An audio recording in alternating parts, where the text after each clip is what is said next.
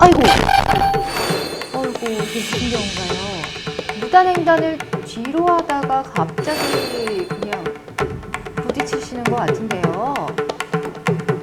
예, 아이고.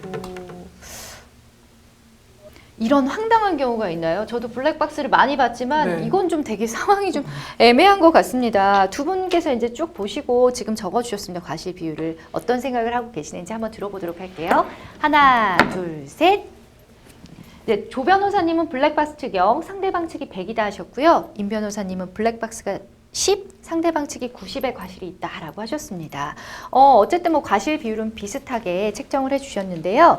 그럼 조동희 변호사님 의견부터 한번 들어보도록 하겠습니다. 이게 무슨 상황인가요, 이게 도대체? 네, 일단 본 사고는 이제 차와 사람 간의 사고이고요. 예. 가끔 보험사와 경찰에서 네. 차와 사람 간의 사고는 그 차의 과실이 100%라고 얘기하는 경우가 있는데요. 그거는 사실이 아니고요. 네네. 법원은 횡단보도가 있는 지역에서의 무단횡단 사고와 예. 횡단보도가 없는 지역에서의 무단횡단 사고를 구분해서 일단 판단을 합니다. 네. 근데 법원에서 통상적으로 횡단보도가 아닌 지역인 편도 야간 2차로에서 네. 지금 이 경우가 야간 편도 2차로거든요. 네. 무단횡단자 과실 비율을 30%로 보통 판단을 하고요. 차선 하나가 늘어날 때마다 5%씩 더하는 경향이 있어요. 왜냐하면 그만큼 이 도로가 넓음에도 불구하고 네. 무리하게 무단횡단을 했기 때문에 예. 보행자의 과실 비율을 올리거든요. 네.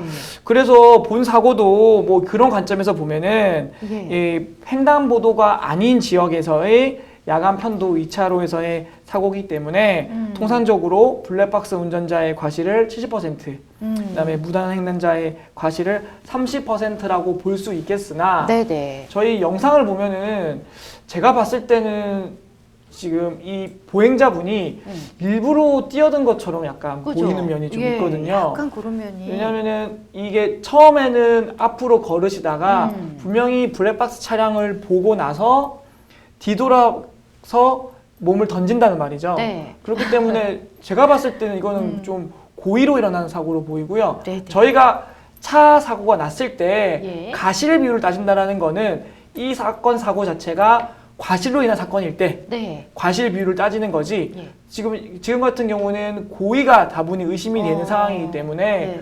고의적으로 일어난 사고일 경우에는 지금 보면은 가다가 통총걸음으로 네네. 뒤로 이거 약간 몸을- 확인을 하면서 네, 이렇게 던져요. 아이고 이런 네. 느낌이에요. 그래서 물론 이 네. 본인 무단횡단자께서는 본인은 일부러 한 게 아니라고 말씀하시겠지만 예. 결국엔 행위의 의도에 대해서는 저희가 블랙박스 영상으로 객관적으로 판단할 수밖에 없잖아요. 네. 제가 봤을 때는 이 영상을 보고서는 블랙박스 운전자께서는 과실이 있다고 보기 힘들 것 같습니다. 아, 오히려 그게 정말 의도적이었다면 그 블랙박스 차량이 손해배상까지 해야 될 거거든요. 유리도 그렇죠. 깨지고 위자료 엄청 청구를 할수 놀라셨을 있을 것 것 같아요. 같거든요. 네, 맞습니다. 자, 이번에는 그래도 블랙박스 측이 한 10% 정도 과실을 매겨주셨던 임 변호사님 의견 한번 들어보겠습니다. 네, 맞습니다. 저도 조동희 변호사님 의견에 정말 10분 공감을 하는데요. 네. 지금 조동희 변호사님께서는 이제 아무래도 고의성이 있었다, 일부러 뛰어들었다는 걸 전제로 말씀해 주셨으니까 저는 그래도 굳이 해석을 해줘서 예. 일부러 뛰어든 건 아니다라는 걸 전제로 한번 말씀을 드려볼게요.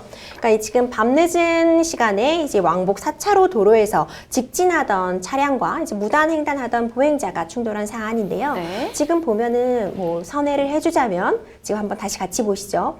오른쪽에는 차량이 서 있고 사람도 지나가고 네. 제가 보기에는 저 이제 보행자께서 아무래도 이제 뭐 저쪽 반대편에 있는 뭐 일행이나 뭐 이쪽에다가 이렇게 뭐 인사를 한 과정이었던 건지 아니면 이제 술에 취해 가시거나 그래서 이제 상대방 쪽에다가 반대편 차선에 있는 일행한테 뭐 인사를 하신 건지 뭐 뭘 보시는 건지 예, 이런 예. 과정에서 이제 뭔가 뭐 충돌이 일어날 수 있을 가능성을 염두에 두면 될 것 같아요. 네. 그렇다면 뭐 상대방의 반대편에 계시던 지인께서 뭐 인사를 하고 있었다고 뭐 진술을 해주실 수도 있는 상황이고 그런데 어쨌든 저는 말씀드리고 싶은 부분은 이게 고의가 있지 않다고 해도 지금 이 상황의 경우에는 보행자의 잘못이 압도적으로 예. 큰 상황이라고 말씀을 드리고 싶습니다. 지금 정상적인 속도로 직진으로 차량이 준행을 하고 있었는데 다만 아쉬운 점은 오른쪽에도 차량이 정차되어 있었고 그리고 또 이제 다른 어떤 보행자도 지금 택시를 잡으려는 상황인지 이제 도로변에 좀 나와 있는 상황이라 주변이 다소 혼잡했습니다. 예. 이제 그런 상황에서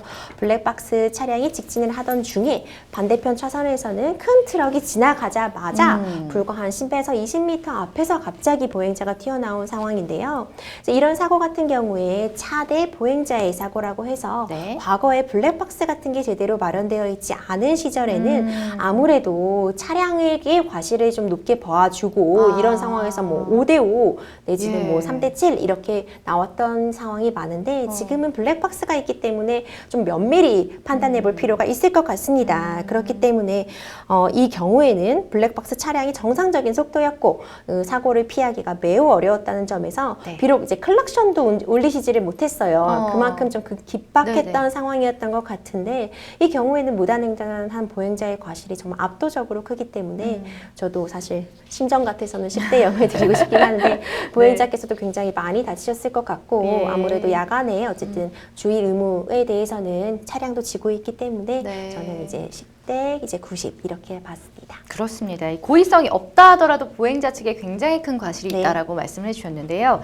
이 정부가요 어린이 보행자 사고를 줄이기 위해서 횡단보도 옐로카펫 설치를 확대해 나갈 것이다라고 밝혔는데 이 횡단보도 옐로카펫 과연 어떤 제도인 건가요? 네, 이제 이 횡단보도 옐로 카펫이라고 하면은 이제 횡단보도가 설치되어 있고 그 뒷면에 있는 벽에 이렇게 원뿔 모양으로 크게 노란색 페인트 칠을 해놓는 그걸 네. 말합니다. 근데 이제 이렇게 노란색으로 크게 구역을 설정해 놓음으로써 이제 어린이들이나 이제 보행을 하는 보행자들에 대해서 너무 앞쪽으로 나와 있지 말고 이 안전한 지역에 머무르라 이런 효과를 줄 수 있고 아무래도 눈에 확 띄기 때문에 그 지역을 통과하는 차량은 저절로 감속하게 되는 그런 효과가 있다고 해요.